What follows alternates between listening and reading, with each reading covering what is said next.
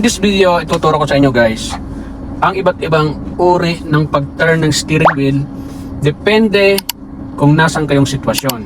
So ang purpose nito para hindi kayo nalilito kung 1/4, half, or full turn ang pag-ikot ng manibela. So ngayon ang gagawin natin, ito yung handling 9, 3, or 10 to, pwede naman. So ito yung 1/4 ng turn ng steering. So 1/4 to.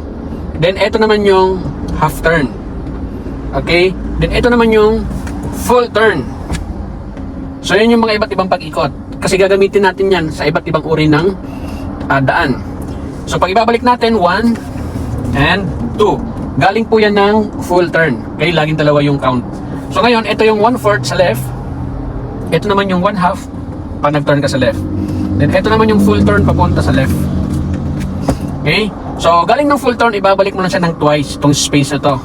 So, 1 and 2. So, yun. So, meron tayong 1/4 turn, half turn, and the full turn. So, ngayon, kailan natin ginagamit ang 1/4 turn? Ito, madalas ginagamit to guys kapag lilipat po kayo ng lane. Every time na nandun kayo sa mabilis na speed or mabilis yung takbo nyo, so, kung intention nyo mag-change ng lane, at least 1/4 turn lang siya. Okay, iwasan yung gawin yung mga half turn kasi lalagpas kayo sa kabilang linya. Okay? So, ang half turn saan naman ginagamit? Half turn, pwede nyong gamitin yan kapag change lane pa rin, pero mabagal ang galaw nyo. Let's say for example, nasa traffic, tapos gusto nyo mag-change ng lane, so pwede kayong mag-half turn. Okay? Or change lane kayo sa right, pwede kayong mag-half turn. Kung mabagal ang takbo. And again, kung nandun kayo sa mabilis na takbo, so pwede na yung 1/4 turn lang.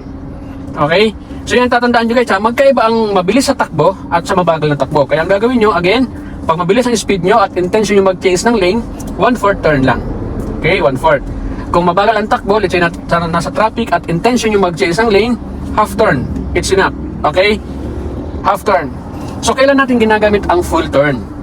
Ito ay ginagawa kapag may mga lilikuan kayo, especially sa mga masisikip na likuan nung may kanto. Okay, so kailangan nyo siyang i-full turn ang steering wheel. So hindi na uobra yung 1/4, 1/2, or isang ikot, hindi na uobra yon. So kailangan i-full turn nyo every time na liliko kayo. And then kailangan nyo ibalik siya ng twice, 2 counts kayo kapag kayo ay nakaliko na. So guys, paano natin ito magagawa? So practice. Keep on practice. Pumunta kayo sa lugar na kung saan may mga likuan na pwede nyong ma-apply yung mga ipinakita ko ngayon sa video. Change ng lane, medyo mabilis ang takbo. Change ng lane, medyo mabagal ang takbo. At yung mga pagliko na ginagamitan ng full turn. So yun, hopefully guys, nakatulong sa inyong video ito. Especially doon sa mga beginner, sa mga new drivers na nalilito sa pag-ikot ng manibela kung kailangan ba siyang i-full turn, kailangan ba kunti lang. So eto na yung guys.